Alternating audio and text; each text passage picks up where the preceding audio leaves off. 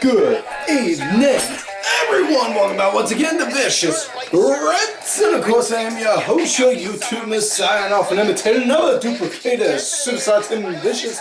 And we're going to go over Raw this week was in Indianapolis, Indiana. And, well, before we do, some big news. Well, all in the matter of on how you define big news, but some good news to say. Now, while Samoa Joe was one of the unfortunate talent that got cut over the past year due to budget, which we're not going to get into discussion here whether that's right, wrong, just, unjust, whatever.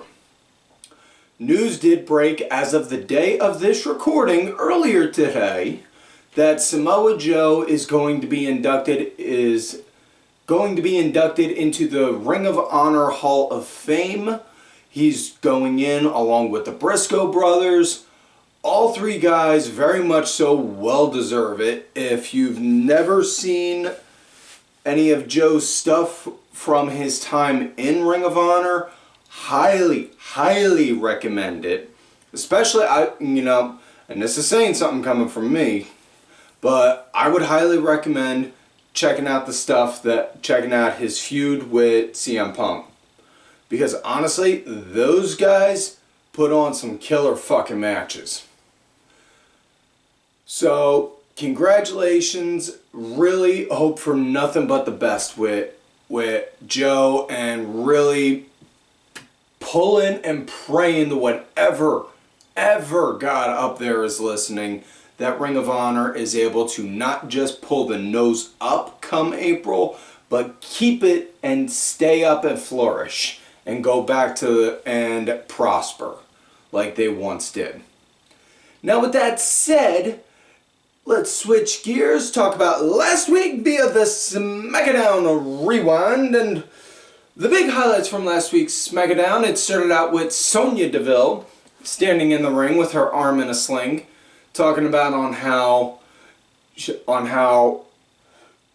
Ronda Rousey was unjust and it was uncalled for on how she attacked her and all this, that, and the other, and thus she is going to fine her $100,000 and she is suspended indefinitely. And now I don't need to have my arm acting like it's in a sling. Then Adam Pearce comes out and says, whoa, hold on there now. See, you haven't been checking your emails because upper management has responded to your request.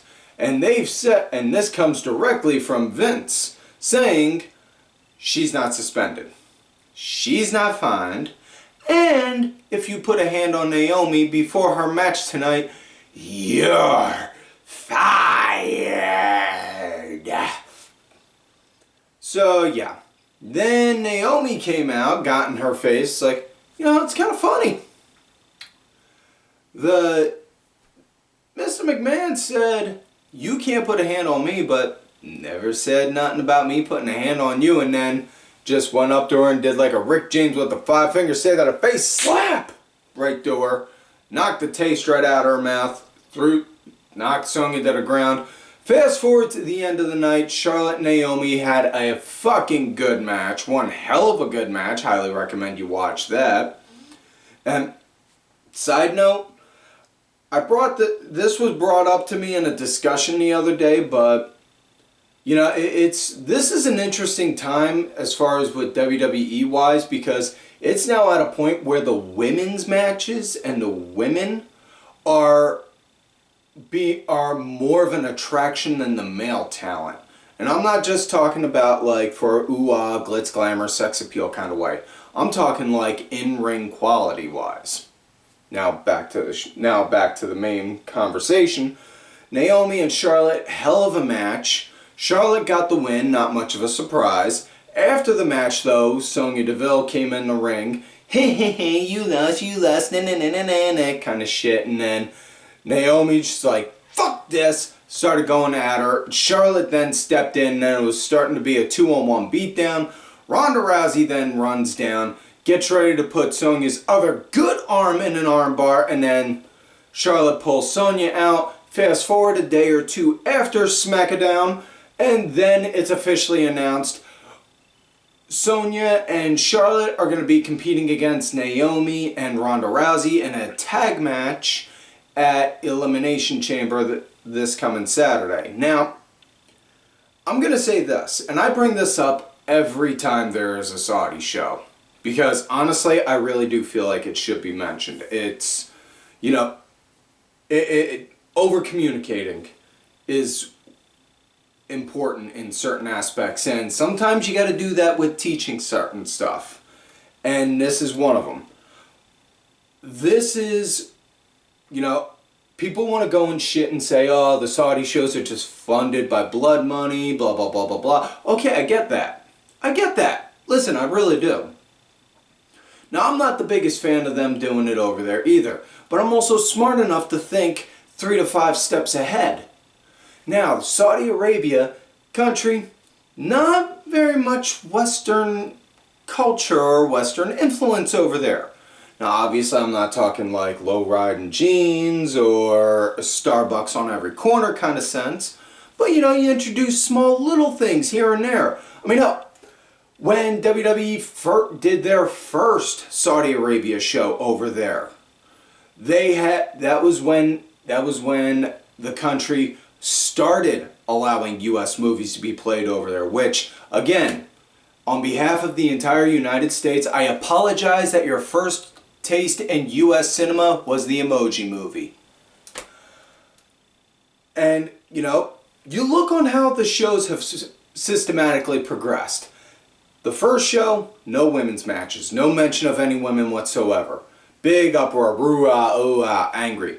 Second show, Renee Young was commentating. It's a good start. Third show, now we got a match. And now look, we got, we got about 4 women's matches on this card for this show coming up. So again, progression. It's not, you know, change doesn't occur overnight. You know, it's a slow process. As much as we would all want it to occur overnight, myself included, we can't. So we gotta sit, sometimes you gotta sit on our collective asses and let shit grow. That said, the other big highlights from SmackDown. New Day went against Los Lotharios again, and Los Lotharios won, but honestly, the biggest highlight in that for me was the fact that Los Lotharios came out with a kiss cam. And all I could picture how Vince pitched that was, well, goddamn, man, they have that shit at like fucking basketball games and hockey games. Just picturing you get those 2 sexy bastards, have them sandwiched in between a woman, and then put the camera right on her, and they plant one on her, both of her cheeks. Ha ha! God damn, pal, that's such good shit. Yeah, I could definitely see that. Other big highlights. Sammy wound up doing a little talk show segment with Nakamura, hyping up their Intercontinental title match coming up this Friday. I was wrong about the days for when it was last week. I apologize. Cesaro had a throwaway match with Corbin, and I'm not saying that in a disparaging way towards Cesaro or Corbin, even though I don't like Corbin, but more so because the main story was Moss got a black eye from the Claymore, and he was talking to Corbin before his match, and they showed a segment backstage on how, you know, he's trying to pitch that, Doc, this black eye, I'm having constant headaches, you know, my vision's impaired on this side, I'm seeing spots, I don't think I can compete at Elimination Chamber. Alright, well, let's do some tests. Close your eyes. Now open them up and tell me what you see. I see a sword.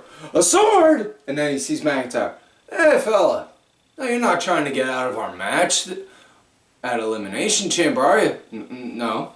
In fact, I think I could see incredibly well out of this. It's like it never happened. Oh, good.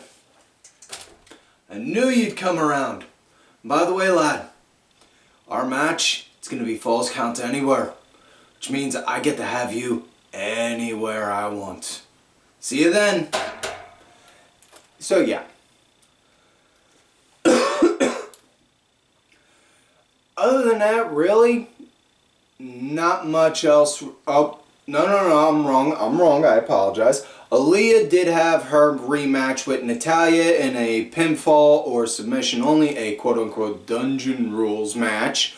Natalya got the win via a sharpshooter. After the match, Natalya started to do a beatdown on Aaliyah, and then Xia Li came out to save her, which works out great because now going from one story right into another, and we're bringing in a new talent again. So yeah, that's all the big highlights from SmackDown. With that said, let's get into this week's show. It starts off Raw with the almighty Bobby Lashley coming out with MVP, and I will say this, man. Bobby Lashley, the man always comes out looking like a champ. The suit game he does, not in that arrogant Seth Rollins kind of drip god suit stuff, but no, Bobby Lashley comes out looking like an actual champ with whatever he's wearing. And it's just like, damn, dude could be in like GQ or something. MVP's hyping up on how Bobby Lashley, he won the title. He's going to be competing on it this Saturday against Seth Rollins, against Austin Theory, against Riddle, against Brock Lesnar, and against AJ Styles. But in the end, the Almighty is going to win and all that jazz. And then everyone starts to come out systematically one after another saying on how they're going to win, And then Brock Lesnar comes out. Brock comes out, and Brock Lesnar, Cowboy Brock, I should say, he comes out, he gets in the ring, puts his coat right over Austin Theory, puts his hat right on him, like, hold that for me, kid. And then gets the mic, and then goes and talks about on how he's going to go and whoop Bobby Lashley's ass. Austin then decides to step in saying, since Mr. McMahon has made me his protege, I've learned a thing or two, I've learned this, I've learned that. And then Brock proceeded to suplex Austin twice. I'll give Austin Theory credit where credit's due, though. During those two suplexes, he held on to his phone and he never let go of that thing. And then he got an F5, and afterwards then Brock picked up his phone, was like, click, and then took a picture of himself with the beaten and broken down Austin Theory. So with that said, now we get to the first match of the night, Street Profits versus Dolph Ziggler and Robert Roode with Tommaso Ciampa on commentary, because Ziggler came down in NXT last Tuesday talking about on how he wants a shot at the NXT Championship, and the champion is currently Braun Breaker. Ciampa basically saying, you don't get to go into my yard without going through me first, kid. No. And I'm all for that, It's that it's like the grizzled veteran, like, listen, this is my show. You want to step into my show? You motherfucker, you better try and step to me first. Like that. And I was all for it. Now, for the most part, Ford, he was the punching bag in this match. Dawkins got the hot tag in, and how the match came to an end, can't really say I was a fan of the ending.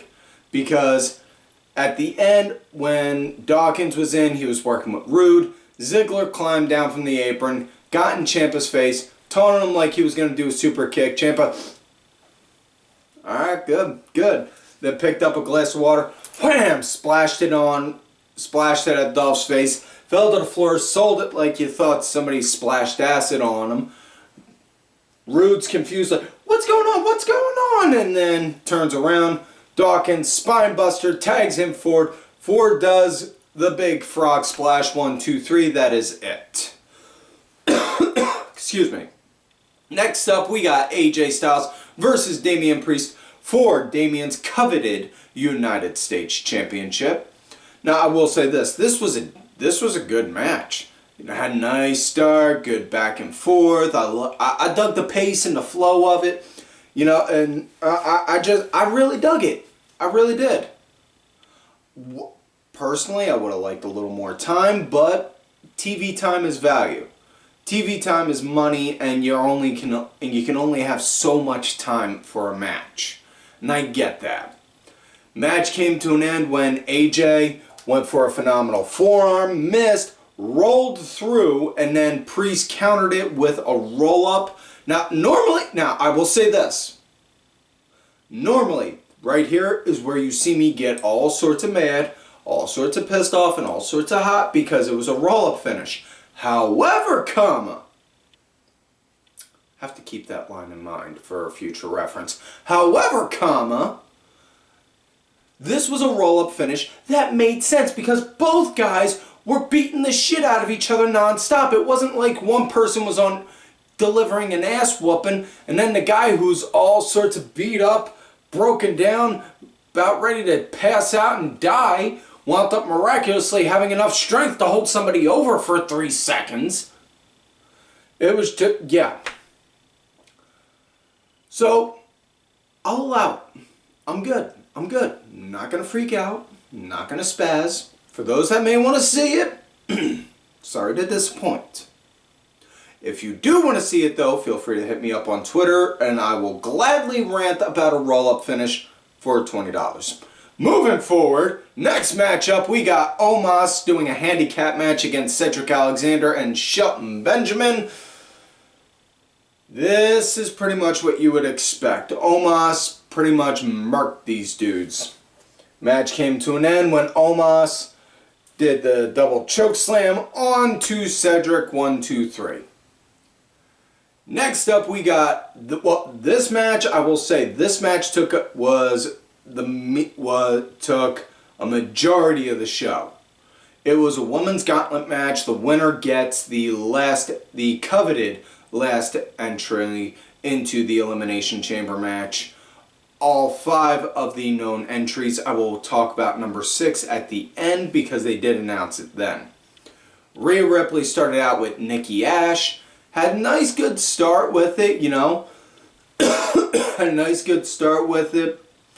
And the match started out with in the little picture-in-picture spot, which, listen, I get that. You want to do whatever you can to keep as many eyeballs on your program as possible. You know? And I ain't gonna argue. It's business. It makes fucking sense. And if it keeps people glued to your product, buddy, fucking go for it. Now, I will say this. One thing I did like, you know, you seeing Nikki starting to get a little bit more aggressive and vicious-like. And it's kind of bringing back almost to her Psycho days, which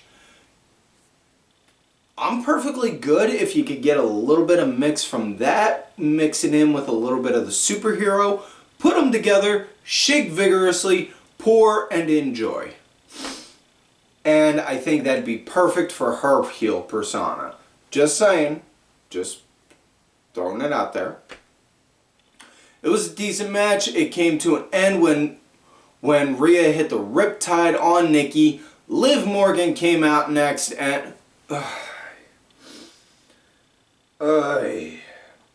listen. I'm pulling for the kid. Really, I am, Liv. I've been saying it for a while now. But God almighty, her fucking fan base is just driving me up a fucking wall. It's all these little tweeners and shit saying, she deserves it, she deserves it, she did this, she did that. No, she fucking doesn't deserve shit. None of us deserve shit. We all have to work our ass off to earn whatever shit we get. Now, has she improved from the time that she debuted until now? Yes. However, that does not entitle being deserving. That's it, plain and simple. Just, ugh. it gets annoying because I see people talk about her like she's the fucking second coming of Jesus Christ or something. Kid, just shut up for 5 fucking minutes. Anyways, match started out lit with quick pins right at the start. Quick pins right at the start. Rhea wound up bleeding as the match went on. It came to an end eventually when Rhea wound up doing a kick to the what they said was a kick to the throat, and then she hit a riptide. 1, 2, 3. Next up was Doudrop, which, okay, this is definitely interesting. We got the powerhouse Aussie and the powerhouse Scott. You got an angry Australian woman and an angry Scottish woman meeting up. All you need is a couple drinks, and honestly, all you need to do is just put them in a bar, and then it just sounds like the backdrop for a perfect joke or a good bar fight. Anyways, as far as this match went with her and Doudrop, really nice, good back and forth powering game. I really was like, whoa, damn. Like both were trying to club each other, basically. It was almost like seeing, it was like seeing each other. They were clubbing each other. That's the best way I can put it. It's like, damn, oof, ugh, ow. Rhea eventually got the win doing a riptide on Doudrop, which honestly I was impressed on because at that point just figuring, good God, how much gas does she got left in the tank? And then just, boom, dropped her like, ooh, damn. Wound up hitting that, and then Bianca came out, and then these two put on a hell of a show. These two put on a hell of a good show for their match. I really dug the shit out of it. A lot of good action. Bianca, she was leading the pace, as she should, because Rhea, she was the Iron Woman in this match. She's been from the start up until now. So yeah, it makes sense. Because you want to have, you can't have Rhea start out with a full tank, slow down as the match went, and then go back up again right at the end. No, it makes no fucking sense. But either way, Bianca got the win at the end. She wound up countering the riptide to roll out of it and then hoist Rhea up. Hit the KOD, 1, 2, 3, that was it. Afterwards, they both embraced and hugged each other like, yeah, you're good, you're good. Also, a couple times during their match, the screen went black because apparently Rhea had a little bit of a wardrobe malfunction, which pretty sure she's probably gonna hear something from the old man about that. Moving forward, we now got Rey and Dominik going against Alpha Academy with Miz and Maurice on commentating, talking about on how Rey Mysterio is a horrible example for his son because he's a cheater, because he cheated last week. He's not a very good example as a role model, all that. And Alpha Academy, they were leading with Rey being the punching bag at first. Dom eventually got in there, and then they cut the break after they started picking up some pace, and the faces started to lead.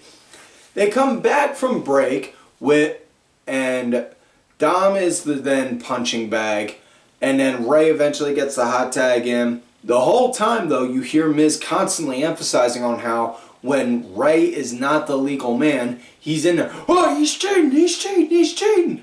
Oh, dude. And you hear Saxon like, dude, you don't need to yell. Like that, basically, like, okay, man.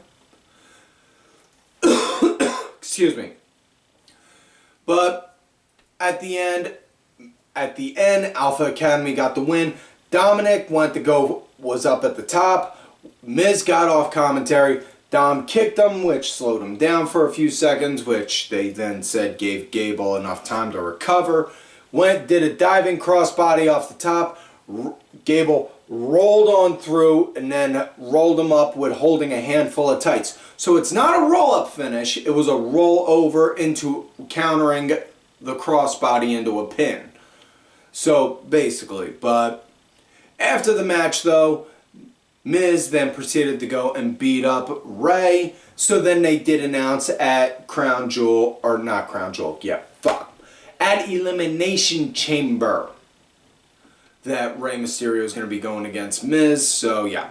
Now we come to main event of the night. Seth Elizabeth Rollins going against Randy Orton. And, you know, I'll say this. I was actually kind of flabbergasted because they brought up the fact that them two haven't gone at it since 2015. And I was just like, holy shit, they didn't. They haven't. Okay, this is going to be good then. Damn. So, real nice action with Seth leading early on. Randy started picking it up as the match proceeded. At one point, Randy threw Seth through the table.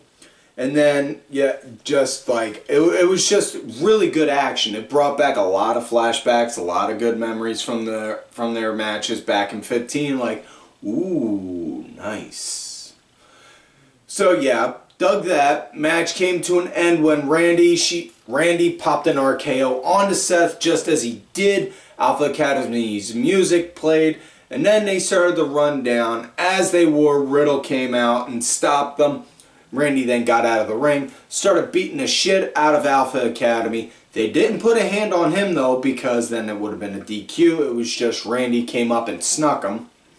Then he spent a lot of time out there, got up to like 7 or 8 in the count, by the ref count, got inside, and as he got in, Seth, boom, popped him with a curb stomp. 1, 2, 3, that was it. So, yeah. That's it, folks. Seth got the win. So, with that said, that is it for this week's show. So, don't forget to like the video, subscribe to the channel, go back, watch some of the other episodes when you can. Also, folks, Friday night, 7 p.m. EST, I am hosting a hashtag singing game called The Vicious Karaoke Party. Feel free to check them out. Some of my videos from that are also on this page. Thank you to my executive producer, Ollie Ray Ben, who did provide the music for this week's show. Make sure y'all check it out. It's on iTunes, Spotify, YouTube, SoundCloud. All that good shit. Details are down below. Also, thank you to contributor to the show, LFC Lingerie Fighting Championship. They're a little bit of wrestling, a little bit of MMA, and a whole lot of attractive women wearing a little bit of nothing. Also, folks, do not forget to follow these cool-ass cats right on Twitter. Kenny Killer DSB_IV, Diabolica RA, Sergeant Curry Pants, and Dubs in your face. And folks, like I always tell y'all, you love me great, you hate me. Fuck you.